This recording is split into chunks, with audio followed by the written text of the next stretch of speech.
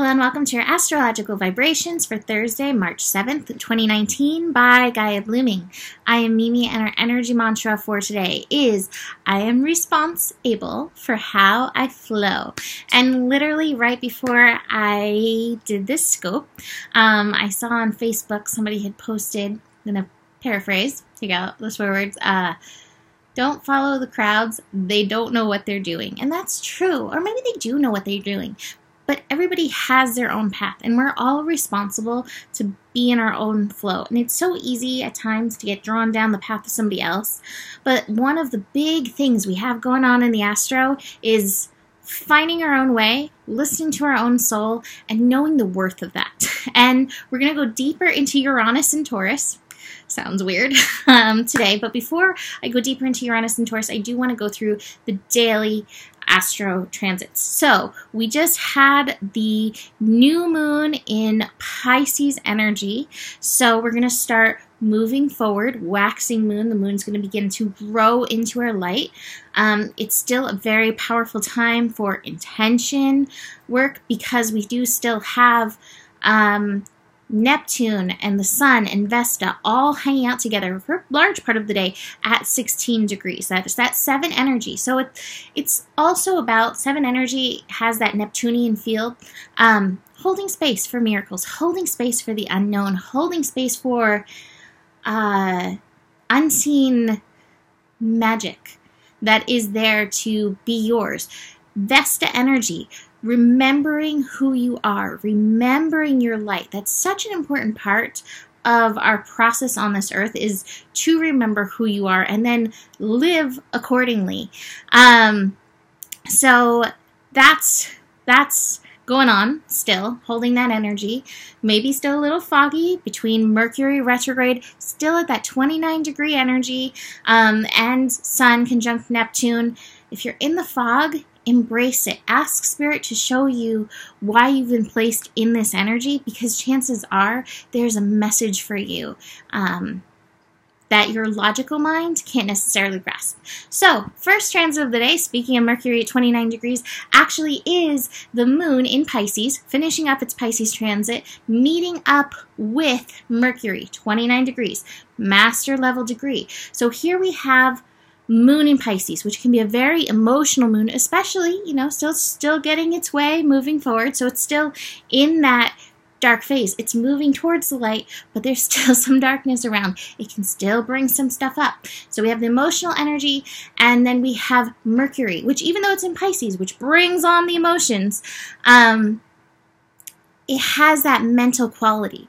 Now, one of the things we really need to be aware of is how much our feelings are affected by our thoughts, especially as the moon and Mercury come together. I wrote down a quote from the Buddha saying, basically, your worst enemy, I can't read my handwriting, your worst enemy cannot harm you as much as your own thoughts unguarded. So allegedly, that's a quote from the Buddha. So we want to be aware of where our thoughts are going, especially as these feelings come up.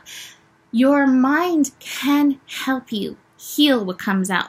Your mind can help direct you to a breakthrough, or your mind can keep you stuck in the circles, stuck in the cycles, and going into that stress place. It's always good to take care of your monkeys, be aware of your monkeys, give your monkeys parameters and boundaries. But especially at this 29 degree, it is a master level degree, which means you may be tested. You always have the power and the responsibility to choose how you're going to move forward. That being said, 29 degree Pisces, it encompasses the whole zodiac, So really, the sky's the limit about where your mind, your thoughts, your feelings could go. I always recommend letting the stuff come up. Do not suppress. But what is the lesson? Where's the good? Where's the love? What's the reason this is coming up right now? And how do you empower yourself through it? These are all things that you can ask yourself to help you shift. Right after that, we have the moon shift into Aries. Moon in Aries definitely feels like a new beginning going forward. This begins the new cycle of the zodiac. However, moon in Aries does meet up with Chiron. So the healing work continues. It brings us back around to who are you? Who are you in the soul of who you are? So spending some time connecting in, just even asking yourself, who am I? So that you know yourself on that level can be really powerful for helping Chiron do its business. That being said, let's dig into Uranus and Taurus a little bit more. So last time Uranus was in Taurus was 1934 to 1942, I believe. Great Depression time, World War II, sounds like fun. Woo, right? No, not so much. Here's the thing that I think we really need to get. That Great Depression time, it says so much in there. I think when we go into depressed states, depressed times, whether it is financially depressed or emotionally depressed, that, well, we all go through these times, and they are, I don't want to say needed, but we all have our cycles, our ups and our downs. I always like what Abraham says about depression. It's a call for deep rest. I think it's a call to connect back within.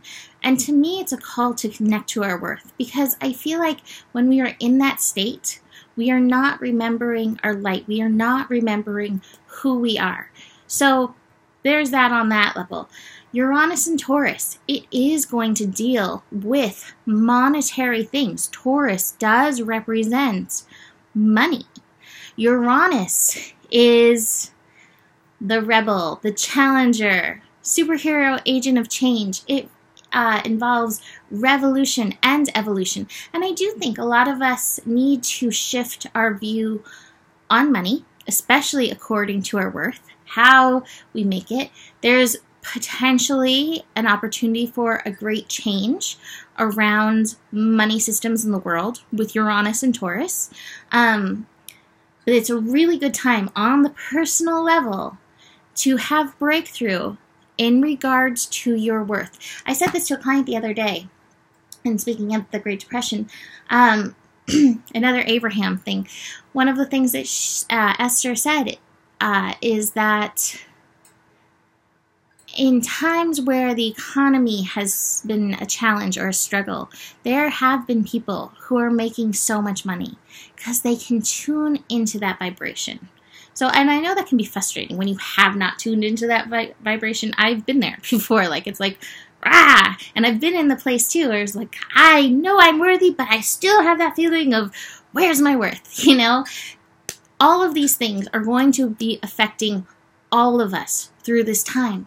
There's also so much breakthrough in regards to our gifts and our talents. Taurus represents the beauty that you can bring forth onto this earth. You know, Aries is like the soul, who you are, and the next thing you discover is like, hey, I'm good at this thing. Uranus may bring up hidden gifts, hidden talents within you for you to bring forward to maybe potentially increase your prosperity, abundance, flow. So good to be aware of that.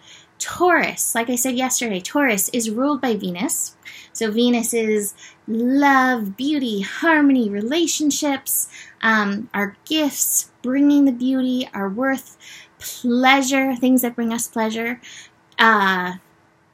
Taurus can represent so many things. Money, food, like I said, our gifts, being sensual, being here on Earth. Taurus is also, I feel, co-ruled by Earth energy. Some astrologers agree with that, some don't. It just feels so logical to me.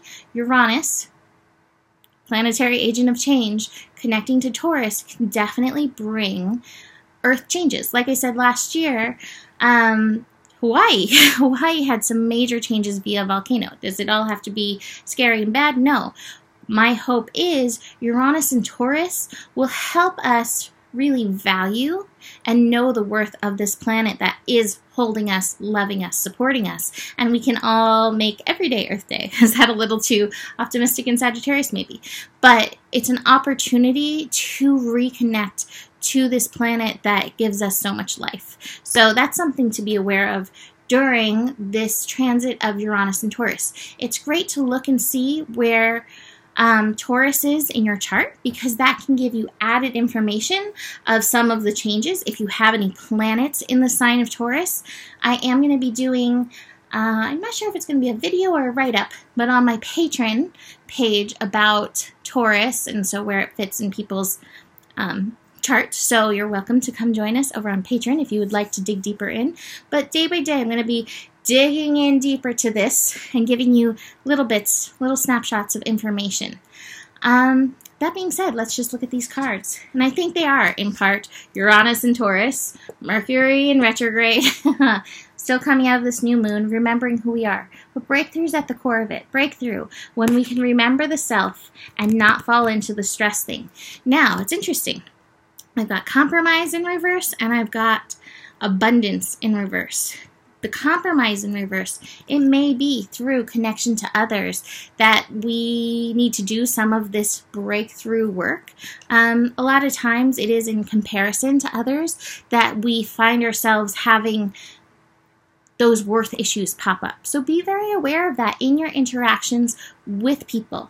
The abundance in reverse to me is saying we're not quite balanced there right now yet.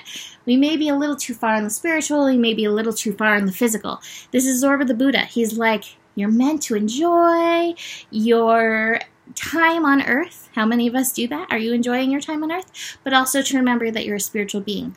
Often the pendulum swings really far one way or another. With all this Pisces, it may be so esoteric out there right now.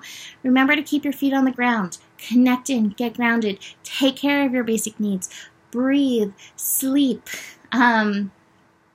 eat good foods, fruits and vegetables from the earth. That will help you come back into that balance and respect your physical body. So I think that is enough for today. You can come join my Patreon. The link is down below the video on YouTube. You can always book a reading with me. Email me, mimiclark@gmail.com. I have all kinds of readings. The best way to do it is by a timed reading, because you can ask anything during that, but I do natal chart readings and relationship readings and all kinds of things. mimiclark@gmail.com. Besides that, you have the power. The better it gets, the better it gets, and there is more than enough love in the world for you. Namaste.